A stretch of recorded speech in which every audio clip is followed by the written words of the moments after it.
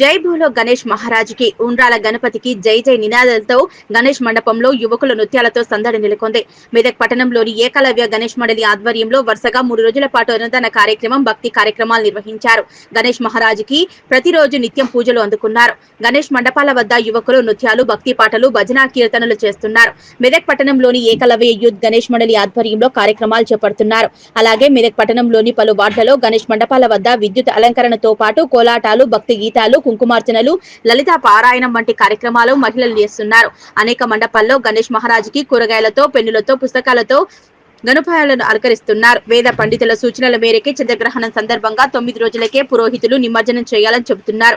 ఈ మేరకు జిల్లా కలెక్టర్, జిల్లా ఎస్పీ, పోలీసు యంత్రాంగం, ఫైర్ సిబ్బంది, మున్సిపల్ శాఖ, ఫైర్ సిబ్బంది ముఖ్యమైన చెరువుల వద్ద గజగీతగాలను ఏర్పాటు చేస్తున్నారు. ఈ కార్యక్రమంలో ఆలయ పూజారి మహేష్, వనం పాపయ్య, వనం సాయి చరణ్, మనం వెంకటేష్, సురేష్, కండిల నాగరాజు, అంజీ, రవి తదితరులు పాల్గొన్నారు. భక్త మహాశైలి విజ్ఞప్తి, గణేష్ మండలి వద్ద మనం చాలా దిగ్విజయంగా పూజలకి ప్రారంభించుకున్నాం. మనకి 6వ తారీఖు చంద్రగ్రహణం కానున్న వలన దాని ముందు విగ్రహాలు జరపకూడదు, దాని తర్వాత విగ్రహాలు వేయకూడదు. కాబట్టి మనం 4వ తారీఖు నవరాత్రుల పూజను మాత్రమే నిర్వహిస్తున్నాం.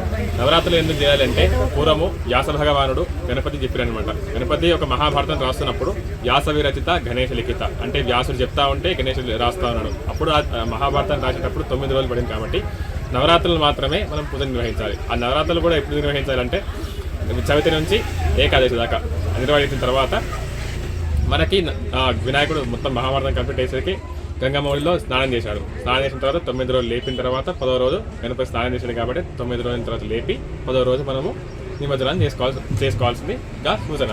అందుకని చెప్పి మనం నవరాత్రులు మాత్రమే ఈ సంవత్సరం నిర్వహిస్తున్నాము. 11 రోజులు, 13 రోజులు, 21 రోజులు లేవు గ్రహణం ముందు వల్ల.